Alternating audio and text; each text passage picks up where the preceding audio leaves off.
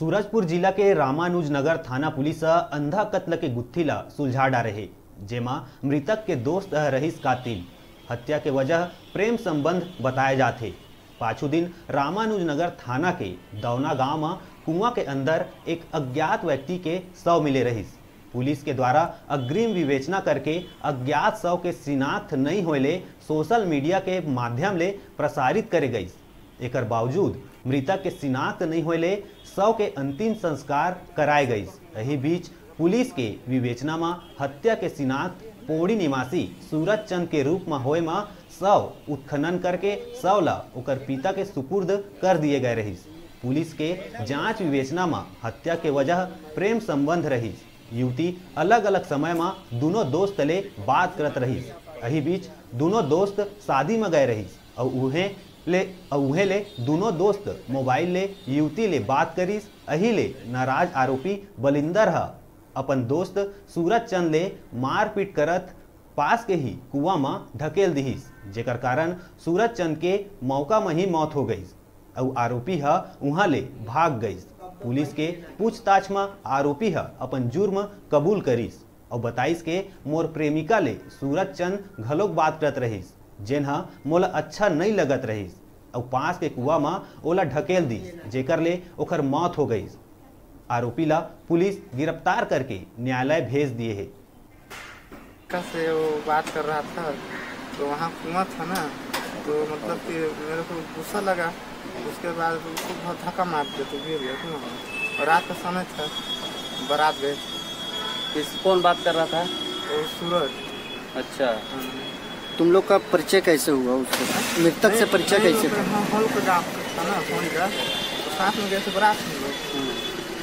तो मतलब कि मैं बात कर रहा था तो बोला कि दो मेरी बात दोस्त है ना? हाँ, दोस्त था मेरा। हाँ, तो बोला कि देर में भी बात करूँगा। तो मेरे को गुस्सा लगा, तो कुआं था, मतलब धक्का लगाया तो गिर गया।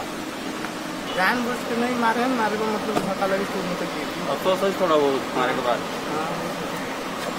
ये 15 मई को एक जवाहरलाल जो ग्राम दौना का है, उसने थाना में सूचना दिया कि उसके कुआं में एक अज्ञात व्यक्ति की लाश पड़ी हुई है।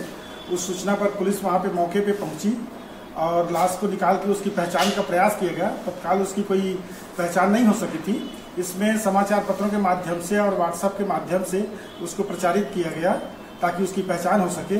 इसी बीच में 18 तारीख को मानसाय नामक एक व्यक्ति ने उसको अपने पुत्र के रूप में पहचान किया और जो उसके वस्तुएं बरामद हुई थी उसको दिखाया गया, तो उसने वो सब चीज़ पहचान लिया और अपने पुत्र के रूप में सूरज चंद के रूप में उसका पहचान किया।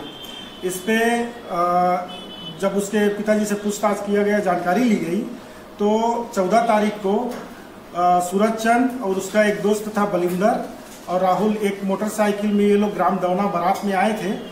और इसी बीच में ये लोग वो बारात में शामिल हुए, वहाँ पे डांस भी कर रहे थे। इसी बीच में बलिंदर और सूरज चंद मोबाइल पे, बलिंदर ने सूरज चंद से मोबाइल मांगा और उसके मोबाइल पे बात करने लगा अपनी प्रेमिका से।